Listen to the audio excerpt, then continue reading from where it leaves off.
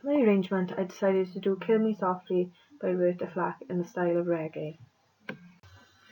The feel is the most important characteristic within reggae. I achieved this by keeping my instruments simplistic in order for them to feel the music and create the reggae feel. Another characteristic of reggae is the drumming style. It is said that there are two unique types of drum beats, the one drop and the steppers. In the one drop, the kick drum is played on the third beat with snare and hi-hats added to taste. I incorporated the one drop drum beat into my arrangement. I also included the steppers drum beat, which is especially unique to reggae. I decided to use this drum beat for my chorus. The kick drum is played on all four beats while the snare and hi-hat are added to taste.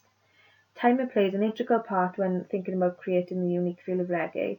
The rhythm section tends to play on the second and fourth beats. Reggae is known to play on the off beats.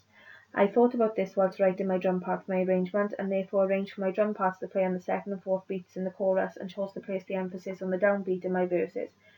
This automatically created the feel which I aim for in reggae. Another important characteristic for reggae is the bass line. A reggae bass line is controlled and repetitive, however, something groovy and catchy. In my arrangement, I focused on using the root, third, and fifth chords that the guitar was playing. The style in which the guitar is played is one of the defining characteristics of reggae. Although the playing is very simplistic, the guitar emphasizes reggae and thickens the sound of the rhythm section. Guitar is usually played on the offbeat of the rhythm. When writing the guitar beat, I used the offbeat traditional reggae sound. I decided I wanted my guitarist to play chords on the offbeat. By doing this, I used a skank guitar rhythm, which is considered as a reggae beat. Although the vocals are important within reggae, they are less of a defining characteristic. However, it is very important for the vocals to sing with a Jamaican accent. This often helps create the reggae sound. Also, the vocals can be performed as a chant. Vocal harmony parts are often used in reggae music, either as a counterpart to the melody or throughout the melody. I decided to use vocal harmony within my arrangement with the use of backing vocals.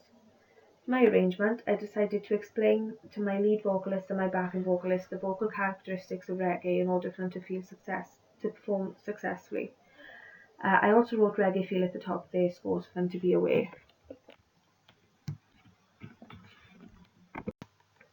For my instrumentation in my arrangement, I decided to use lead vocals, guitar, bass guitar, drums, and backing vocals. Felt that this was the right amount of instrumentation to successfully create the reggae sound. When thinking about the timbre of my guitar, I decided that I didn't want it to sound distorted. However, I wanted to use high notes with a clean, compressed sound. By doing this, the guitar emphasized and contributed to the overall reggae sound which I had intended to achieve. When thinking about the timbre of my bass, as it is so prominent within reggae music, I wanted my bass to have a lot of presence within the sound. To achieve this, I decided to have the tone of my bass have presence in low mids and bass instead of having the presence in treble or high mids. I also thought about asking my bass player to play with his right hand thumb to create an overall warmer timbre. In reggae, the most important thing when considering timbre is the snare being tuned high to get the crack desired, the use of higher pitched short sustained cymbals, and a deep bass drum. These three things are very important when arranging a song in the style of reggae, as they are defining things you hear. I asked my drummer to incorporate these into my arrangement as I wanted to completely capture and create the reggae sound. However, the drum kit available limits the timbres I have discussed. Also, for drums in reggae, the usage of rim clicks is very important. I incorporated this into my verses of my song. This timbre really contributed to the reggae sound. In reggae, the vocals always sing the melody of the song, and they are usually sung in a very projected way and can sometimes sound very chant-like. However, the vocals still maintain a bright, warm vocal tone appealing to the ear. I included all these vocal timbres into my arrangement and made sure my vocalists were fully aware that this is how I wanted my song to be sung. When deciding on tempo for my arrangement, I was very torn between a quick-paced reggae song and a slow, chilled-out vibe reggae song, as both would be just as interesting as each other. However, I wanted my song to be uplifting and upbeat, and came to the conclusion that I would choose to place my tempo somewhere in the middle, so not too fast, not too slow. I then found my tempo being 115 beats per minute. If the tempo of my song was to differ, I feel that the song would sound completely different and not as good as it could be. Also, deciding on the tempo that I chose would enable all the instruments to be performed at the best of their ability. Pace is very comfortable, things are not too complicated, so therefore creating the reggae feel would be easier to successfully achieve. The speed of my song creates a feel-good vibe, and I confidently feel that it would take an audience on an uplifting musical journey. It is at an exciting pace, therefore an audience would not lose interest and would be constantly entertained. My tempo is consistent throughout the song. A consistent tempo is very prominent within reggae. By doing this, my whole song portrays the correct reggae feel and contributed to the reggae sound and driving beat you want as a reggae listener. The song is constantly uplifting. The chords I chose are a standard chord progression. I decided to do this as my chords support my melody line, which created a full sound, and also how the chords are played is what makes it reggae. Towards the end of my B sections, I repeated some chords. I did this to mark the end of a section and for the listener to be aware that a new section was coming, to keep them intrigued. I added several chords into my harmony to create a richer sounding chord. This gave the song flavour. The harmony of my arrangement is static. I used a standard chord arrangement, which is a chord per bar. I did this to make it simplistic, to reiterate the simplistic reggae style of arranging. For my arrangement, I decided to do Kill Me Softly by Roberta Flack in the style of reggae.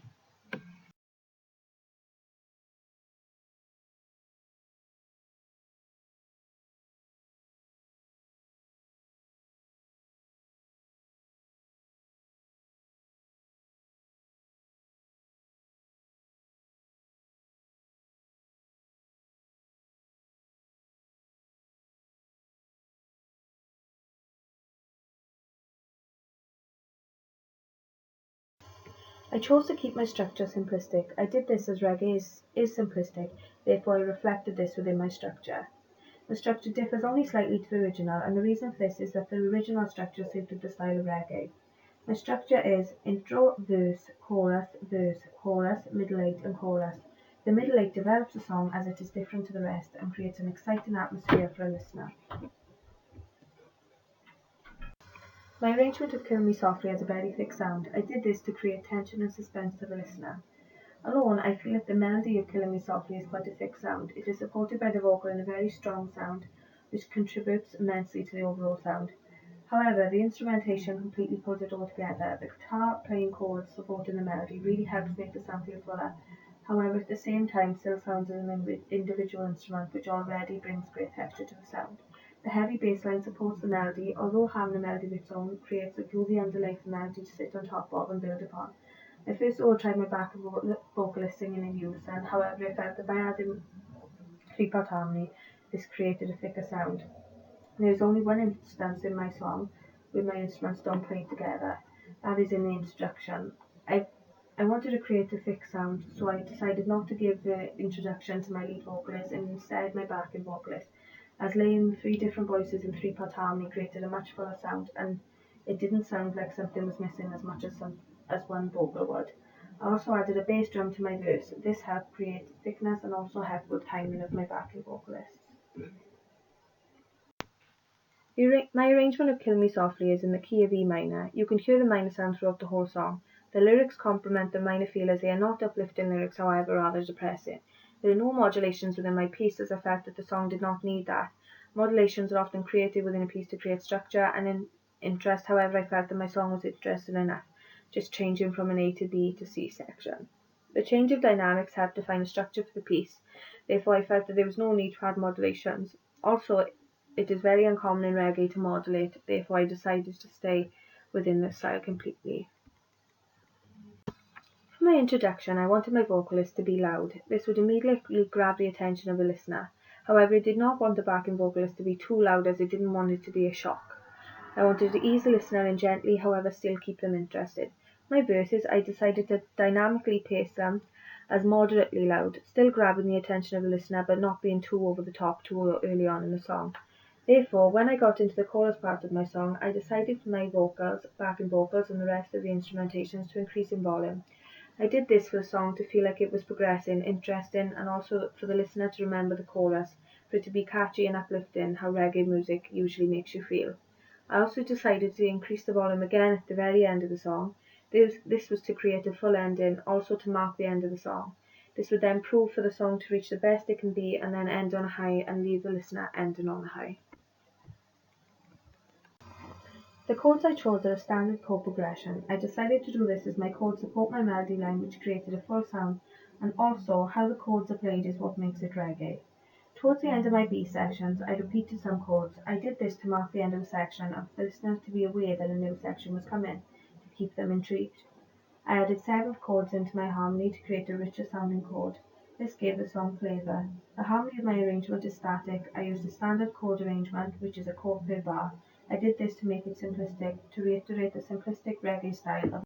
My rehearsal process went well. It proved successful to have rehearsals as I could then identify the areas which I needed to improve on or change. After listening to my bass line in the rehearsal, I decided that I hadn't written it correctly. I was then able to take advice from my bassist and write the part correctly. Also, I decided I wanted to put a 3-part harmony on my BVs and add a bass drum to keep them in time and within the style of singing. The biggest problem I faced in the process was the lack of time to rehearse. People were not able to rehearse at the times which I arranged. In future, I would make sure more rehearsal time as a band was planned. I felt that I had a good MD process. My weakness was that I was too soft on my players as they were my friends. However, I do feel that a strength was my communication. Also, I felt that I was fair as I handed my parts out to them in advance so they were able to look over it in their own time. This enabled them to be comfortable with their parts. I also checked that they were happy with their parts and allowed them an input if they felt something should be changed. I chose very good professional people to work with who work well together as a team and listen to each other.